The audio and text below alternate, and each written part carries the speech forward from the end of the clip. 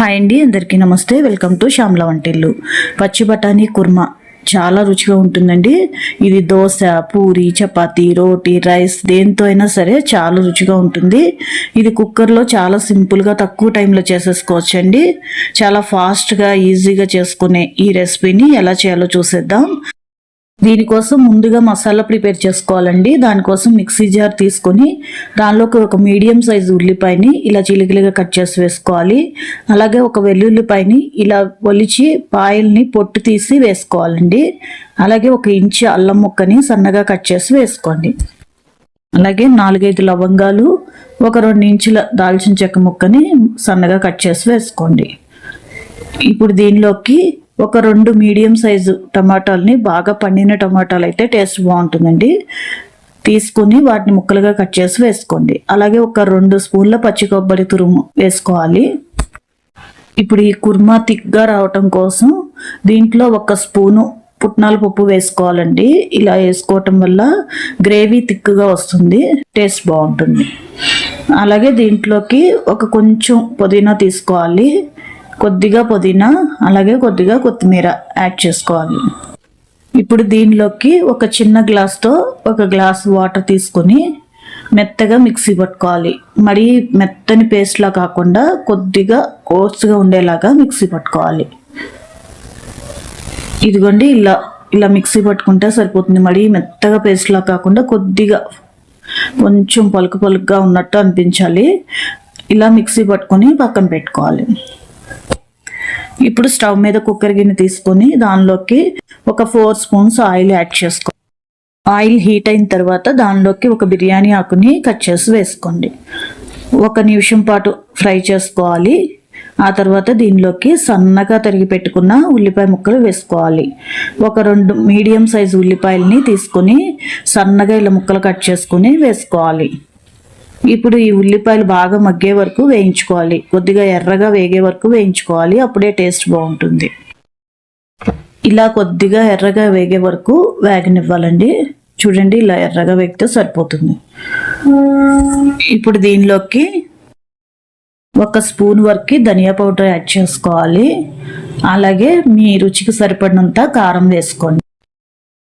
అలాగే 1/4 స్పూను గరం మసాలా వేసుకోవాలి.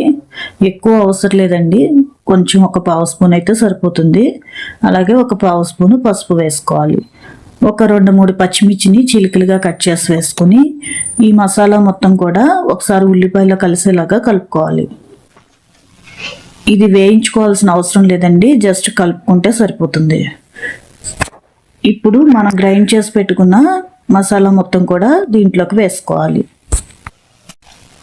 గ్రైండ్ చేసిన మసాలా మొత్తం వేసుకొని మొత్తం కలిసేటట్టుగా కలుపుకొని ఒక 2-3 మినిట్స్ పాటు వేయించుకోవాలి. కలుపుకుంటూ వేయించుకోండి, అడుగంటకుండా వేయించుకోవాలి. ఒక 2 నిమిషాల పాటు బాగా వేగనిస్తే ఇలా చక్కగా వేగిపోతుంది. ఇలా వేగిన తర్వాత ఇప్పుడు దీంట్లోకి మనం బఠానీ యాడ్ చేసుకోవాలి.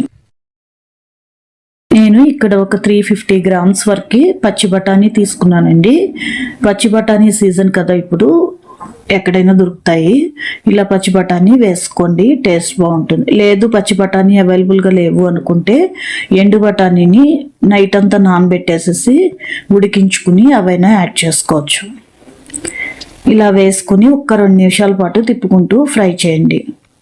ఒక 2 మినిట్స్ పాటు వేయించుకుంటే సరిపోతుంది. ఇప్పుడు దీంట్లోకి వాటర్ యాడ్ చేసుకోవాలి. కొద్దిగా గ్రేవీకి సరిపడా వాటర్ వేసుకోండి. ఇక్కడ నేను ఒక పెద్ద గ్లాస్తో ఒక 1/2 గ్లాస్ వరకు వాటర్ వేసుకున్నాను. వేసుకుని మీరు గ్రేవీ థిక్నెస్ చూసుకొని దాన్ని బట్టి వాటర్ యాడ్ చేసుకోండి. మరీ పలచగా కావాలనుకుంటే ఇంకొంచెం వాటర్ యాడ్ చేసుకోవచ్చు. ఇప్పుడు దీంట్లోకి టేస్ట్కి సరిపడినంత సాల్ట్ వేసుకోవాలి. ఒకసారి మొత్తం కలిసేటట్టుగా కలుపుకొని చూడండి, ఇక్కడ ఇలా ఉంటే సరిపోతుంది. మరీ పలుచగా కాదు, అలానే మరీ థిక్గా కాదు. ఈ కన్సిస్టెన్సీలో ఉండే వరకు వాటర్ యాడ్ చేసుకుని కుక్కర్ విజిల్ పెట్టి 2 విజిల్స్ రానివ్వండి, చక్కగా ఉడికిపోతాయి. ఒక 2 విజిల్స్ వచ్చిన దాకా ఉడికించుకుని ప్రెషర్ పోయిన తర్వాత మూత ఓపెన్ చేసి మళ్ళీ స్టవ్ ఆన్ చేసుకుని ఒకసారి కలుపుకోండి. ఒకసారి కలుపుకొని ఉప్పు కారం చెక్ చేసుకోండి. మీకేమైనా తగ్గినట్టు అనిపిస్తే యాడ్ చేసుకుని మరొకసారి కలుపుకుంటే సరిపోతుంది. ఇప్పుడు దీనిలోకి కొత్తిమీర యాడ్ చేసుకుని మరొకసారి కలుపుకోండి. అంతేనండి, ఎంతో టేస్టీగా ఉండే ఈ పచ్చి బఠానీ కుర్మా రెడీ అయిపోయింది. ఎంతో టేస్టీగా ఉండే ఈ కుర్మా దోశ, చపాతీ, పూరి, రోటీ అలాగే రైస్ దేంతో అయినా కానీ సెట్ అయిపోతుందండి. చాలా చాలా రుచిగా ఉంటుంది. తప్పకుండా మీరు కూడా ట్రై చేయండి. మీకు ఎలా వచ్చింది అనేది కామెంట్ సెక్షన్లో నాకు కామెంట్ చేసి చెప్పండి. ఈ వీడియో మీకు నచ్చిందని అనుకుంటున్నాను. మీకు కనుక ఈ వీడియో నచ్చితే ఒక లైక్ చేసి ఛానల్ని సబ్స్క్రైబ్ చేసుకొని సపోర్ట్ చేయండి. అలాగే మీ ఫ్రెండ్స్ అండ్ ఫ్యామిలీ మెంబర్స్కి కూడా షేర్ చేయండి. ఉంటానండి. Thank you.